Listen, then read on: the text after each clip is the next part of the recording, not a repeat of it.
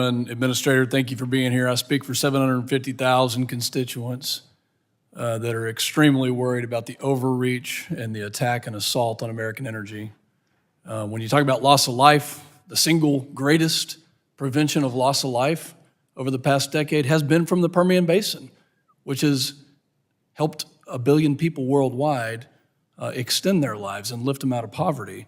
Last summer, the EPA released a regulatory agenda which included the consideration of a redesignation of ozone attainment in the Permian Basin.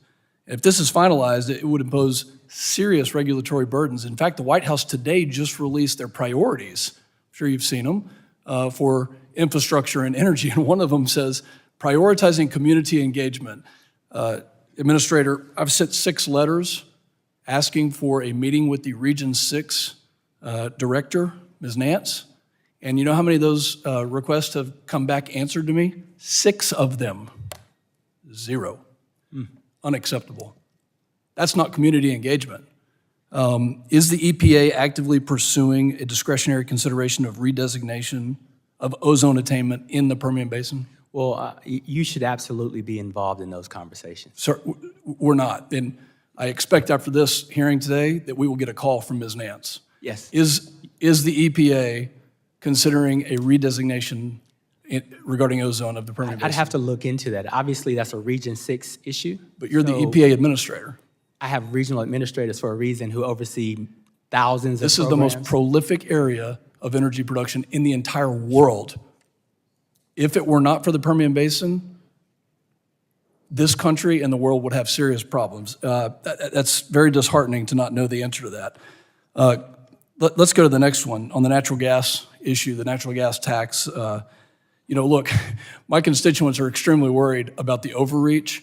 Congress sets laws. Congress passes new laws. The unelected bureaucrats, to my knowledge, have not been to my district in at least 5 years. We've gone back, haven't seen an EPA administrator or director do the community engagement.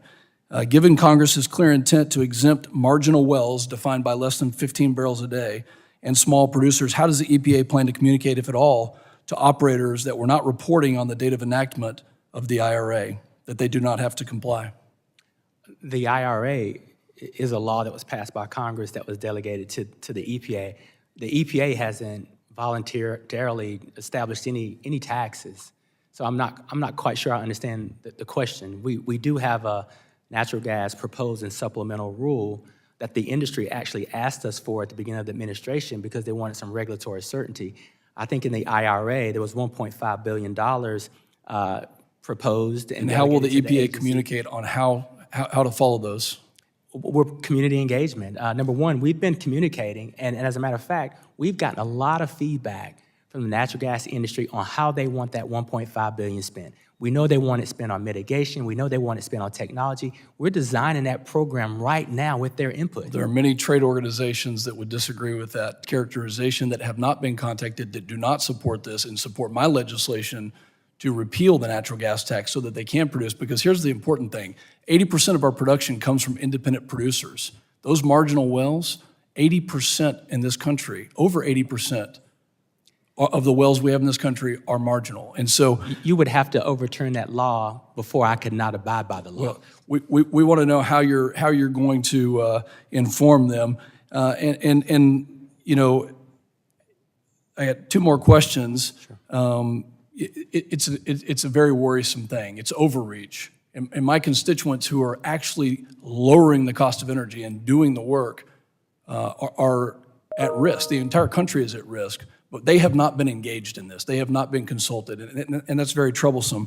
Representative Vesey and I, along with a bipartisan group of Texas members, recently sent you a letter urging efficient and fair review of the Texas Railroad Commission's application for primacy on Class 6 wells. Can you please give me a timeline for when that's going to be responded to?